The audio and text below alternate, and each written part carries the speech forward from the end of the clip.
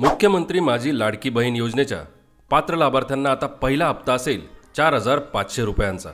अशी मोठी घोषणा स्वतः मुख्यमंत्री यांनी काल 10 ऑगस्ट रोजी केली आहे।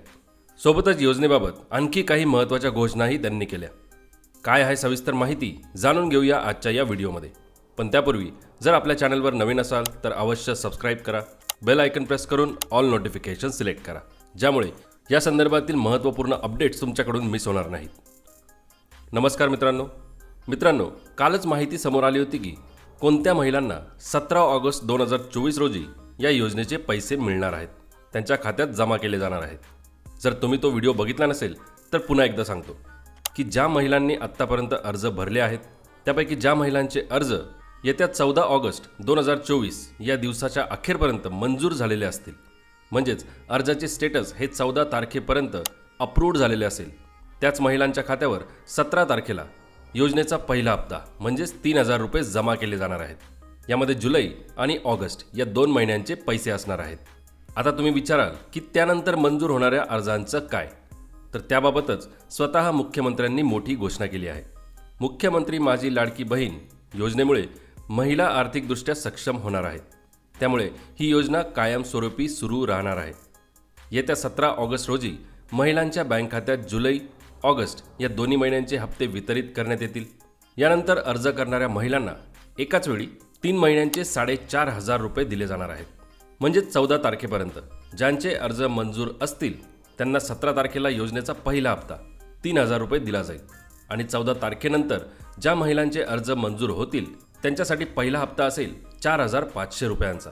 थोडक्यात त्या महिलांच्या बँक अकाउंटमध्ये जुलै, ऑगस्ट आणि सप्टेंबर या 3 महिन्यांचे पैसे एक रकमी पाठवले जाणार आहेत। यासोबतच त्यांनी सांगितले की सुमारे 1.5 कोटी माता भगिनींनी लाडकी बहीण योजनेसाठी अर्ज केले आहेत। महिलांच्या हातात पैसा आल्यामुळे अर्थव्यवस्थेला चालना मिळणार आहे। मुख्यमंत्री माझी लाडकी बहीण योजना ऑगस्ट नंतर बंद होणार असा अपप्रचार खोटा आहे। ही योजना बंद होण्यासाठी सुरू केलेली नाही, ती पुढेही कायम सुरूच राहणार आहे। या योजनेसाठी नुसता हाताने लिहिलेला म्हणजेच ऑफलाईन अर्जसुद्धा स्वीकारण्यात येत आहे। म्हणजे जर तुम्हाला ऑनलाईन अर्ज करण्यासाठी अडचणी येत असतील तर तुम्ही तो ऑफलाईन देखील भरू शकता। अर्ज हा ऑनलाईनच भरला गेला पाहिजे अशी कुठल्याही प्रकारची अट नाही। ऑफलाईन भरलेला अर्जसुद्धा स्वीकारला जात आहे।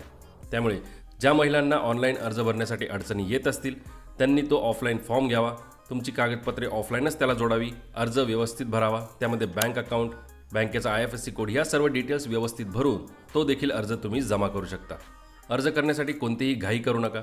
जरी तुम्हाला 17 ऑगस्ट रोजी पहिला हप्ता मिळणार नसेल तर तोच पहिला हप्ता तुम्हाला त्याच्या पुढच्या महिन्यात 3 महिन्यांच्या एकत्रित लाभाच्या स्वरूपात म्हणजेच एक रकमी 4,500 रुपये दिले जाणार आहेत।